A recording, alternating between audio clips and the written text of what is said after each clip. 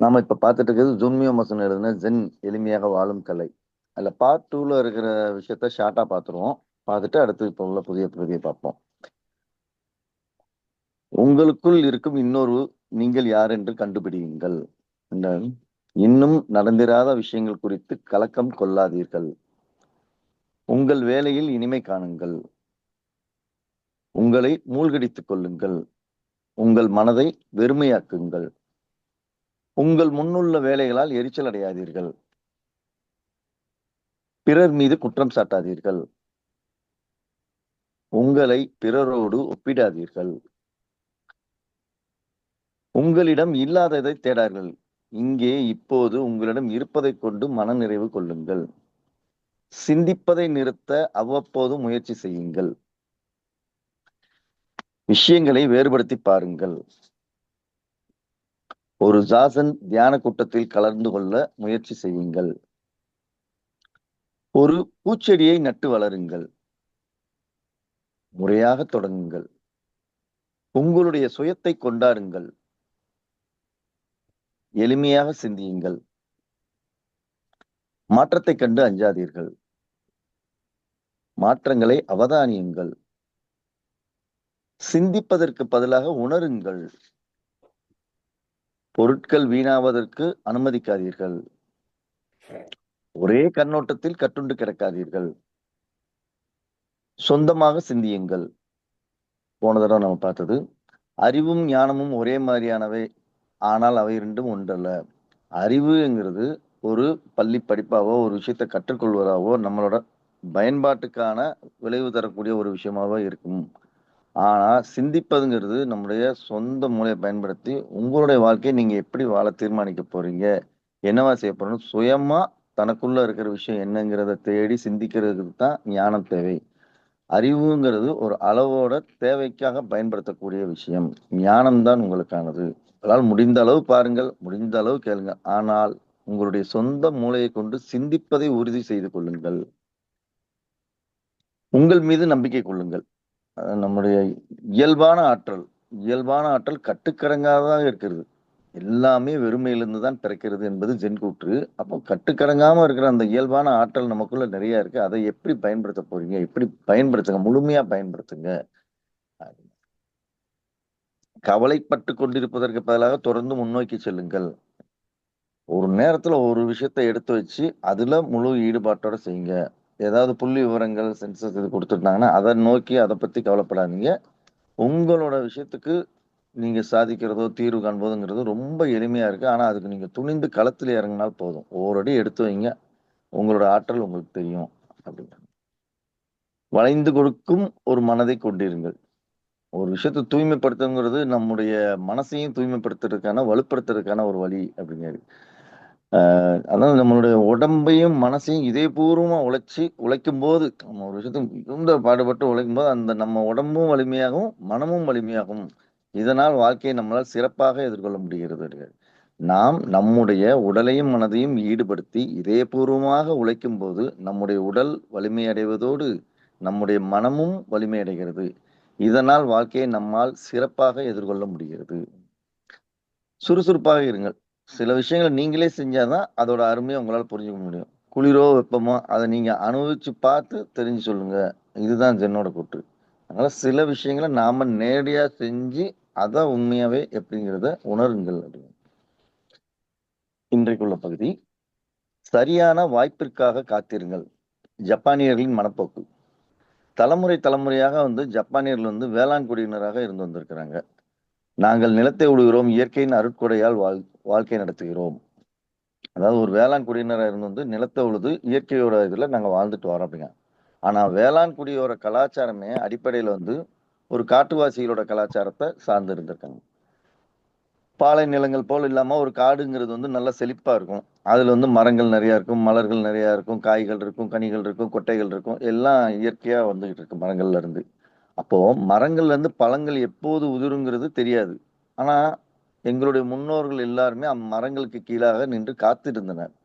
மக்கள் ஒன்று கூடுகின்ற ஒரு கலாச்சாரமே அப்படித்தான் இருந்தது. ஒருத்தருக்கு ஒருத்தர் உறவாகவும் நட்பாகவும் இருக்கிறதுக்கான ஒரு கலாச்சாரமாவே எங்களுக்கு அந்த காத்திருக்கிற நேரத்தில் நிகழ்ந்தது.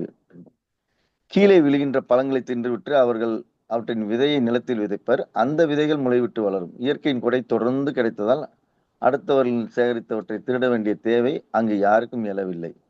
இந்த பாரம்பரியத்தின் காரணமாக தான் பொதுவாக ஜப்பானிய மக்கள் அமைதியானவர்களாக இருப்பதோடு சரியான வாய்ப்புகளுக்காக காத்திருக்கின்ற மனப்போக்கையும் ஒருவருக்கொருவர் உதவி செய்து கொள்கின்ற மனப்போக்கையும் கொண்டவர்களாக இருக்கின்றனர்.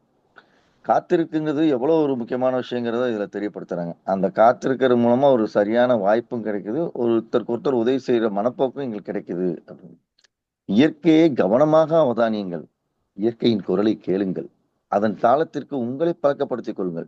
நீங்கள் ஆழ்ந்து சிந்திப்பதற்கு இது வழிவகுக்கும். அடுத்து என்ன செய்யப்பட வேண்டும் என்பது குறித்து தெளிவு உங்களுக்கு இது கிடைக்கும். இது கிடைக்க இது உதவும். அதாவது இயற்கையை அவதானிக்கணும். அதோட அந்த தாளத்துக்கு ஏற்ப உங்களை அப்படியே பழக்கப்படுத்தி அதுல ஆழ்ந்து சிந்திச்சு அதோடயே இருக்கும்போது உங்களுக்கு இன்னும் கூடுதலான தெளிவு கிடைக்கும். உங்களோட வேலையோ அல்லது உறவுகளோ பிரச்சனைக்கு உள்ளாயிருந்தால் அதற்கு ஒரு தீர்வு கண்டுபிடிப்பதில் உங்களை மூழ்கடித்துக் கொள்வது ஒரு வழி. ஆனால் சில சமயங்களில் சரியான கணத்திற்காக காத்திருப்பது அதை விட மேலானதா இருக்கும். ரிலேஷன்ஷிப்ல பிரச்சனையோ இல்லை நம்ம ஒர்க்ல பிரச்சனையோ அதுக்கு என்னென்ன சொல்யூஷன் கண்டுபிடிக்கலாங்கிறதுல நம்ம ஆழ்ந்து ஒரு வழியை கண்டுபிடிக்கிறதுக்கு மூழ்கிட்டே இருப்போம்.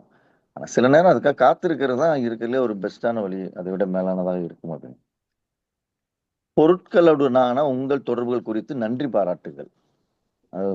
பொருட்கள் எல்லாத்தையும் மெச்சுங்க அப்படிங்க. மெச்சுங்கன்னா அதை கொண்டாடுங்க, அதை நல்லா வச்சு அதை மேல அப்படி ஒரு அன்போட இருங்க அப்படிங்கிறத தெரியப்படுத்துறாங்க.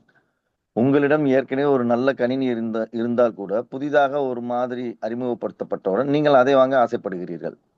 நீங்கள் உங்களுடைய காரை வாங்கி வெறும் 3 ஆண்டுகள் மட்டுமே ஆகியிருந்த போதிலும் அதை விட்டுவிட்டு ஒரு நவீன காரை வாங்க நீங்கள் விளைகிறீர்கள். ஆசை மேல் ஆசையாக அடுக்கிக் கொண்டே போகும்போது நம்முடைய மனம் பேராசையால் ஆட்டுவிக்கப்படுகிறது. இது மகிழ்ச்சி அல்ல.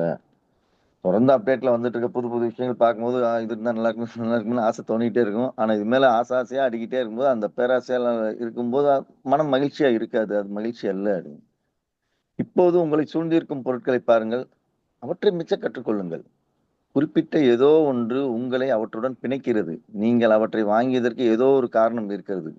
அவற்றை அக்கறையோடு பராமரியுங்கள். எல்லாவற்றையும் விட அவைதான் மிகச்சிறந்த பொருட்கள் என்பது போல் அவற்றை கையாளுங்கள். அதாவது நம்ம ஒரு பொருள் வாங்குறதுக்கு முன்னாடி இப்படி ஒரு பொருள் வாங்கணுமேங்கிறதுக்காக உழைச்சிருப்போம். அதை வாங்குறதுக்காக தேடி இருப்போம். சிரமப்பட்டு வாங்கியிருப்போம். ஆனா வாங்கினதுக்கு அப்புறம் அதை நம்ம எவ்வளவு தூரம் அக்கறையாகவும் அதுதான் எனக்கு கிடைச்ச மிக சிறந்த பொருளுங்கிற அளவுக்கு அதுல கையாண்டிருக்கோமா, அது கூட நம்ம பயணம் பண்ணியிருக்கோமா அப்படிங்கிறது சொன்னாங்க. நீங்கள் ஒரு கார் வாங்க தீர்மானித்து அதற்கான பணத்தை சேமிப்பதற்கு கடினமாக உழைக்கிறீர்கள். அதில் எந்த தவறும் இல்லை. ஆனால் அந்த காரை வாங்கிய பிறகு அதை நீங்கள் அன்புடன் கையாள வேண்டும் என்பதுதான் இங்கு முக்கியம். உங்களின் ஒரு பகுதியாக ஆகியிருக்கும் பொருட்கள் குறித்து சிந்தியுங்கள். தன் மீது அக்கறை கொள்ளாத ஒருவரை அரிதாகவே பார்க்க முடியும். நீங்கள் சிரமப்பட்டு ஒரு பொருளை வாங்கி அதை அக்கறையோடு பராமரித்து வரும்போது அதன் மீது இனம் புரியாத ஒரு பற்று உங்களுக்கு ஏற்படும்.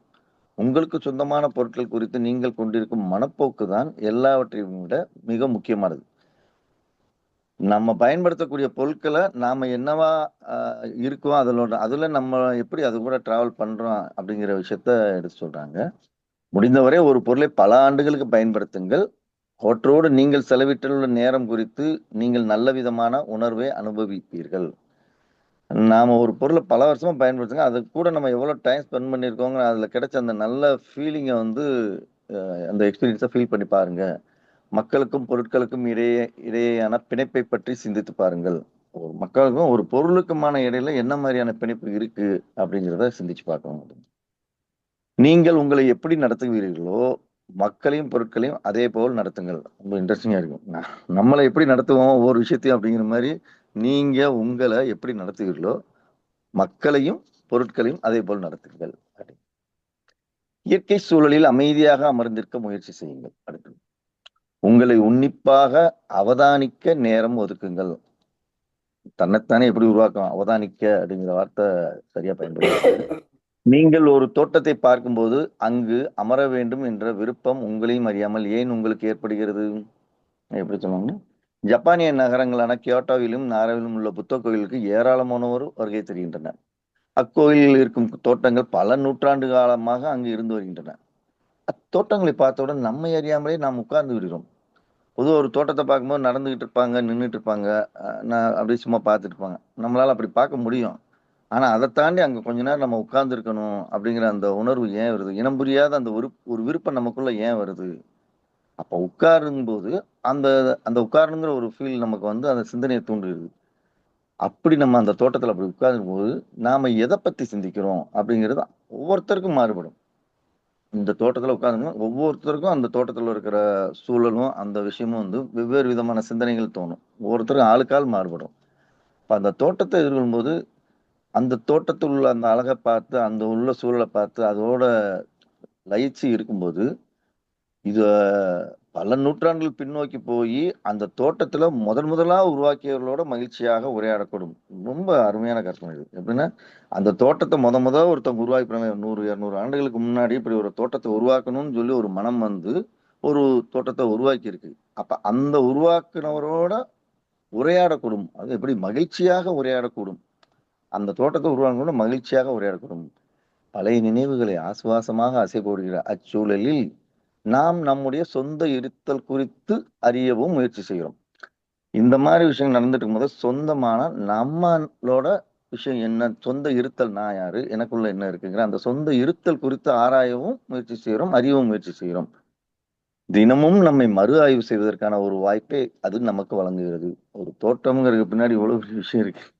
நம்மை மறு ஆய்வு செய்யறோமா? நமக்குள்ள என்னவா இருக்கோம்? நம்ம செய்யற பாதை சரிதானா? நம்ம வழி சரிதானா? நம்மளோட போக்கு சரிதானா? அப்படிங்கிறத நம்மை நாமே மறு ஆய்வு செய்வதற்கான ஒரு வாய்ப்பை அது நமக்கு வழங்குகிறது. இத்தகைய அனுபவத்தை பெறுவதற்கு நேரம் ஒதுக்குவது இன்றியமையாதது. நிச்சயமா இதுக்கெல்லாம் நம்ம நேரம் ஒதுக்கணுங்கிறது ரொம்ப ரொம்ப முக்கியமானது. இதற்காக நீங்கள் ஜப்பானுக்கு பறந்து செல்ல தேவையில்லை. உங்கள் வீட்டுக்கு அருகில் இருக்கின்ற ஒரு தோட்டமே அதற்கு போதுமானது. வீட்டு பக்கத்துல இருக்க ஒரு தோட்டத்துல போய் உட்கார்ந்தாலே அதுல லயிச்சு நம்ம இருக்கிற அந்த மனோபாவமே உங்களுக்கு இதை கொண்டு தரும். அங்கு போய் அமர்ந்து ஒரு தோட்டத்தில் அமர்ந்து இயற்கையுடன் ஒரு உரையாடலை நிகழ்த்த முயற்சி செய்யுங்கள். அதிகபட்சமா ஒவ்வொரு விஷயத்தையும் அந்த இயற்கையோட இணைந்து உரையாடலை நிகழ்த்த முயற்சி செய்யுங்கள். உங்கள் மனதை தெளிவாக்கி கொள்ள முயற்சி செய்யுங்கள். அடுத்த பாடம். எந்தெந்த புலன்கள் தூண்டப்படுகின்றன என்பதை அவதானியுங்கள். அதாவது அதிகமா செய்யாதீங்க. குறைவா செய்யுங்க. எப்படின்னா, நம்முடைய மனசுல உள்ளவற்றை கலவதன் மூலம் நாம் ஒரு வெறுமை நிலையை உருவாக்குறோம். நம்ம மனசுல உள்ள எல்லாத்தையும் எடுத்துட்டு வெறும் வெறுமை நிலையை உருவாக்குறது தான் ஜென் தத்துவத்தோட அடிப்படையே. அதுக்கு முஷியாங்கிற ஒரு பெயர் வச்சிருக்காங்க. நம்மளோட மனசுல உள்ளவற்றை அனைத்தையும் கலைஞ்சிட்டு ஒரு வெறுமை நிலையை உருவாக்குறோம்.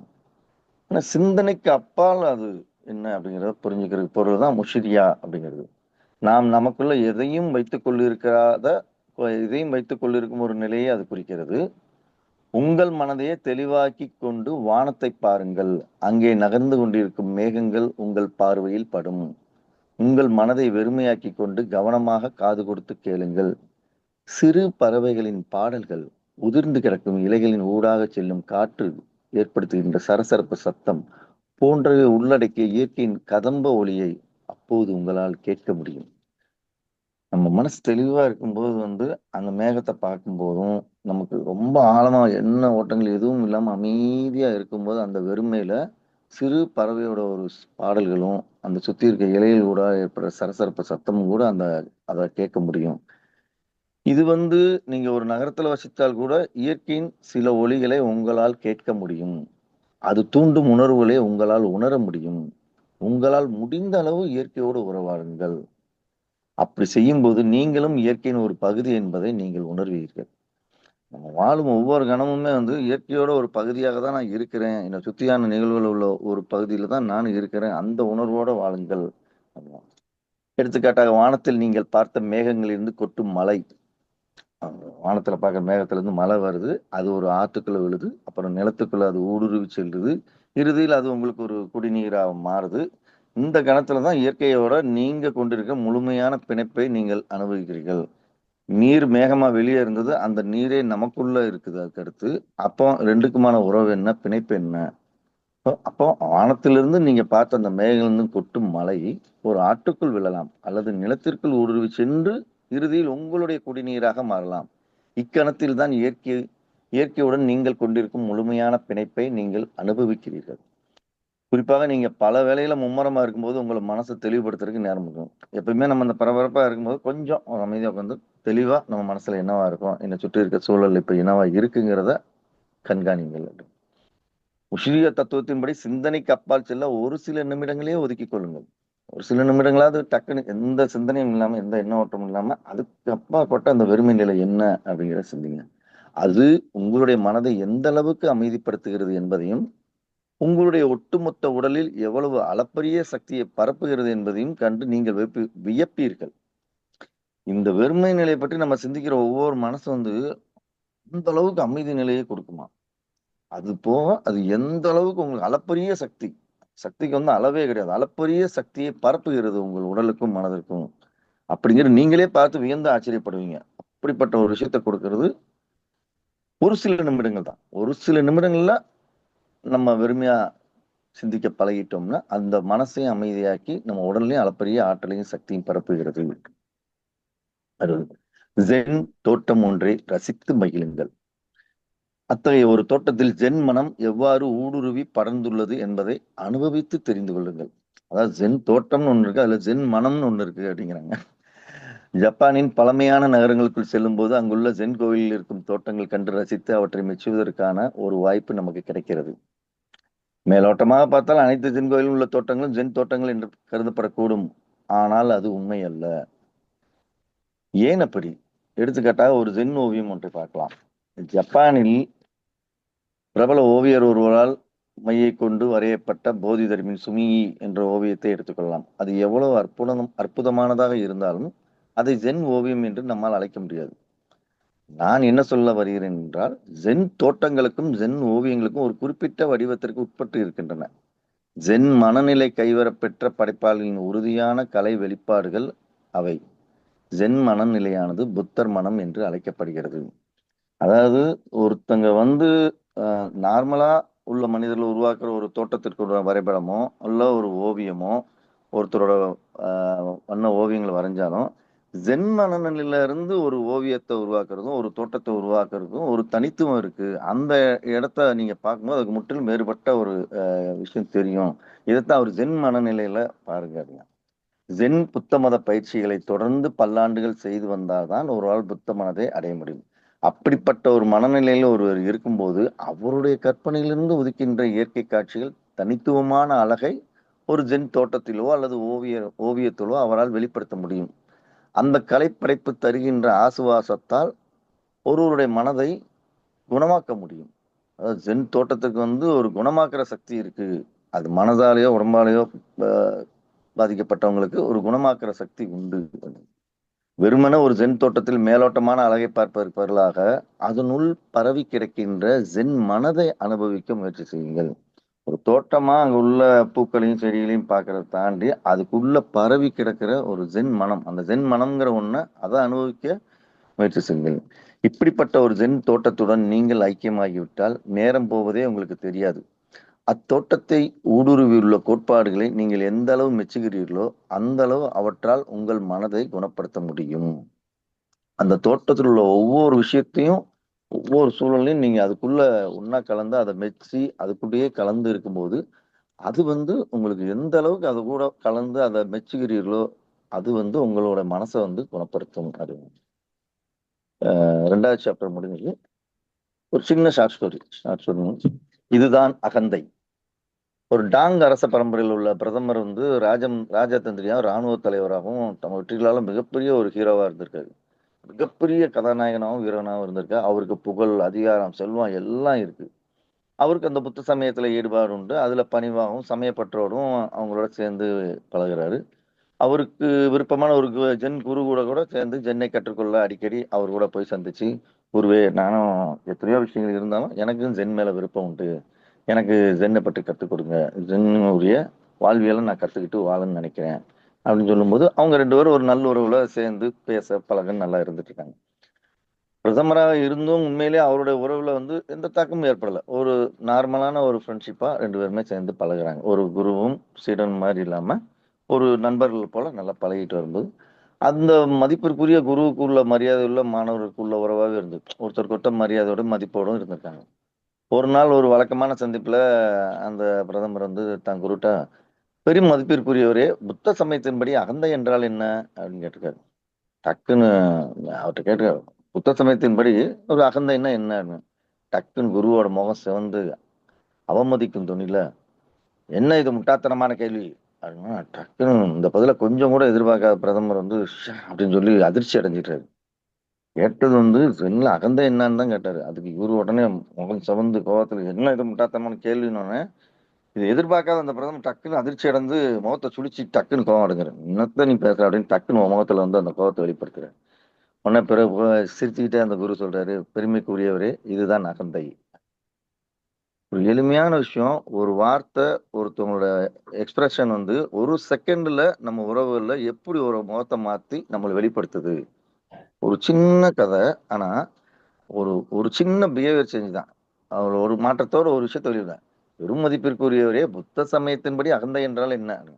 அத புரிய வைக்கிறதுக்கு எவ்வளோ நம்ம முகம் சிவந்து அவமதிக்கும் தொனியில், "என்ன இது முட்டாள்தனமான கேள்வி?" அப்படின்னோனே டக்குன்னு அவரு உடனே மாறி இத எதிர்பார்க்காத ஒருத்தர் சட்டக்குன்னு அந்த முகம் கோவம் அடைஞ்சு, முகத்த சுளிச்சு தன்னை வெளிப்படுத்துறாரு. ஸோ அப்ப தனக்குள்ள அது எவ்வளோ பெரிய விஷயம், தான் பெரிய ஆளு, தான் எவ்வளோ பெரிய விஷயம், தனக்குள்ள எவ்வளோ பெரிய ஆளு அப்படிங்கிற அந்த ஃபீல் இருக்கும்போது தான் வந்து இந்த மாரியான ஒரு விஷயம் வெளிப்படும் அப்படிங்கிறத சொல்ல வராங்க. ஸோ நம்மளோட வார்த்தைகள்னால, மத்தவங்களோட வெளிப்பாடுனால, நம்ம எந்த சூழல்லயும் கலங்கிறக்கூடாது. பதில் வந்து நம்மளோட உள்ள இருந்து வரக்கூடிய அது வந்து கோவமா இல்லாம இருக்கணும்னா, இந்த ஒரு அகந்தைங்கிற தன்மைய நம்ம எந்த அளவுக்கு கண்காணிச்சு, கவனிச்சு பார்க்கணுங்கிறதுக்கான ஒரு பாடமா இத எடுத்துக்கலாம். நன்றி, நன்றி.